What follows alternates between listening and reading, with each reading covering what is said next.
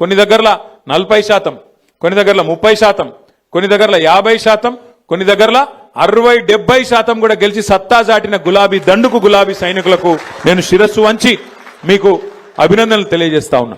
మామూలు విషయం కాదు ఇది. ఎందుకంటే 2 ఏళ్లలోనే ప్రభుత్వం మీద ఇంత స్థాయిలో వ్యతిరేకత వచ్చుడు, ఇంత స్థాయిలో తిరుగుబాటు జరుగుడు ఇది మామూలు ముచ్చట కాదు. ఎందుకంటే ప్రజలు కూడా జనరల్గా ఎట్లుంటారంటే ఇంకో 3 ఏళ్ళు గవర్నమెంట్ ఉంది కదా సూతాంతి అన్నట్టు ఉంటారు. కానీ తెలంగాణలో పరిస్థితి అలాగున్నది. మీరు గమనించండి, ఎంత కోపం ఉంటే ప్రభుత్వం మీద ఎంత వ్యతిరేకత ఉంటే ఇట్లాంటి వ్యతిరేక ఫలితాలు వస్తాయి. ఒకసారి యాద్ చేసుకోండి. మన ప్రభుత్వం ఉన్నప్పుడు 32 జిల్లా పరిషత్లు ఉంటే 32 మనమే గెలిచినాం. 143 మున్సిపాలిటీలు ఉంటే 136 మున్సిపాలిటీలు గెలిచినాం. జెడ్పీటీసీలు దగ్గర 450 దాకా గెలిచినాం. మండలాలు దగ్గర 430 దాకా గెలిచినాం. 520 చిల్లర మండలాలు ఉండే అప్పుడు కొద్దిగా పెరిగినాయి ఇప్పుడు. అట్లాగే గ్రామ పంచాయతీలు 12,000 ఉంటే దగ్గర 9,000 మనమే గెలిచినాం. కేవలం అక్కడనో ఇక్కడనో వాళ్ళు ఒక 15-20% గెలిచిరు. కానీ మనం గెలిచినట్టు 30%, 40%, 50-60% వాళ్ళు ఎక్కడ కూడా గెలవలేదు. 2 ఏళ్లు తిరగకుండానే ప్రభుత్వానికి ఈ పరిస్థితి వచ్చింది. మరి పెద్దల ఆత్మవిమర్శ చేసుకోవాలి కాంగ్రెస్ వాళ్ళు. ఎందుకు 2 ఏళ్లు తిరగకుండానే ప్రజలలో ఇంత కోపం వచ్చింది? మనకు కనబడుతూనే ఉన్నది. యూరియా బస్తాల కోసం తనలాడుడే, కరెంటు కోసం ఆగం, ఏ పథకం కూడా చక్కగా అమలు అయితలేదు. రైతు రుణమాఫీ అన్నారు, 2 లక్షలు అన్నారు, ఎక్కడ కూడా చారణకు మించి చక్కగా జరగలే. అట్లాగే రైతు బంధు పెంచుతామన్నారు, 10,000 కేసీఆర్ ఇస్తే మేము 15,000 అన్నారు, ఇలా అది కూడా చక్కగా ఇయ్యలేదు, 2 సార్లు ఎగ్గొట్టిండ్రు. ముసలోళ్ళకు పెన్షన్ పెంచుతామని చెప్పి ఆశ పెట్టి 2,000 4,000 చేస్తామని ఆశ పెట్టి ఆ 2,000 కూడా 2 నెలలు ఎగ్గొట్టింది ఈ ప్రభుత్వం. 2 ఏళ్ళు అయినా కూడా 100 రోజుల్లో చేస్తామని చెప్పి 800 రోజులు అయినా కూడా అవి కూడా చేయలే. మహిళలకు మోసం చేసిండ్రు, నెలకు 2,500 అన్నారు, తులం బంగారం అన్నారు, అవి కూడా ఇయ్యలే. ఇవన్నీ చేయబట్టి ఇలా ప్రజలల్లా విపరీతమైన కోపం ఉన్నది. కానీ మనం బాధపడవలసిన అంశం కానీ భయపడవలసిన అవసరం కానీ ఎంత మాత్రం లేదు.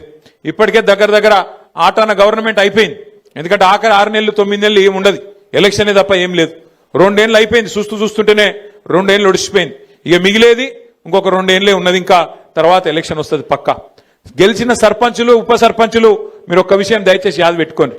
ఈ గవర్నమెంట్లో మీరు పనిచేసేది 2-2.5 ఏళ్ళే. మళ్ళీ అటెన్క వచ్చే గవర్నమెంట్లో మన గవర్నమెంట్లో మళ్ళా 2-2.5 ఏళ్ళు మీరే ఉంటారు. కాబట్టి దబ్బన వీళ్ళు ఏమైనా కొద్దిగా కష్టపెట్టినా కొద్దిగా ఇబ్బంది పెట్టినా 1 సంవత్సరం ఓర్చుకోవాలి అంతే. అటెన్క ఏముండదు, వీళ్ళది అటెన్క ఏముండదు. మీకు వచ్చే పైసలు ఎట్లాగ వస్తాయి? గ్రామ పంచాయతీకి రావాల్సిన డబ్బులు కేంద్ర ప్రభుత్వం నుంచి రాష్ట్ర ప్రభుత్వం నుంచి మీ హక్కుగా రావాల్సిన పైసలు, ఫైనాన్స్ కమిషన్ ద్వారా రావాల్సిన పైసలు ఎవడు ఆపలేడు. ఆది శ్రీనివాస్ ఆపలేడు, రేవంత్ రెడ్డి ఆపలేడు, నరేంద్ర మోడీ కూడా ఆపలేడు. ఎందుకంటే అది రాజ్యాంగం. అంబేద్కర్ రాసిన రాజ్యాంగం ఆధారంగా మీకు రావాల్సిన పైసలు బరాబర్ వస్తాయి. ఏమన్నా అయ్యా కూడా ఆపలేడు అది. కానీ ఏమన్నా గిట్లనే ఆడనో ఈడనో బెదిరించే ప్రయత్నం చేస్తారు. వీళ్ళు చాలా లంగాలు కాంగ్రెస్ వాళ్ళు. వాళ్ళ మాటినకపోతే ఏం చేస్తారు? సర్పంచ్ గారిని ఏదో ఒక దానిలో ఇరికిచ్చి వాళ్ళని సస్పెండ్ చేయాలి. ఎందుకంటే అధికారం కదా, సస్పెండ్ చేయాలి. సస్పెండ్ చేసి ఉప సర్పంచ్ వాళ్ళ మనిషిని పెట్టుకోవాలి, వాళ్ళకు బాధ్యత ఇవ్వాలని చెప్పి లంగ కథలు చేస్తారు.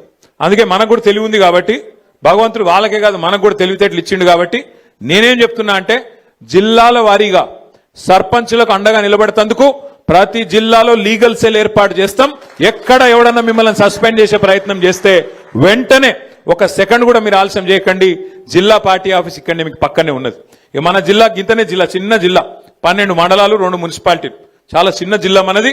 వెంటనే అర్ధగంట లోపల మీరు ఇక్కడికి రావచ్చు. లక్ష్మీనరసింహారావు గారిని, రవిశంకర్ గారిని, రసమై బాలకృష్ణ గారిని, మా తోట ఆగయ్య గారిని నేను కోరుతా ఉన్నా. ఎక్కడ ఏ ఊర్లో చిన్న, ఇప్పుడు 83 మంది మాత్రమే కాదు, ఇంకా 17 నాడు మళ్ళీ ఎలక్షన్ ఉంది, మళ్ళా జోరుదారు గెలుస్తాం, నాకే అనుమానం లేదు. ఎక్కడ చిన్న సమస్య వచ్చినా సర్పంచ్కి కానీ ఉప సర్పంచ్కి కానీ వెంటనే ఇక్కడ లీగల్ సెల్ యాక్టివేట్ చేయాలి, వెంటనే కోర్టుకు పోవాలి, మన హక్కుల కోసం మనం కొట్లాడాలి. ఈ విషయంలో రాజీ పడొద్దని చెప్పి నేను కోరుతున్నా.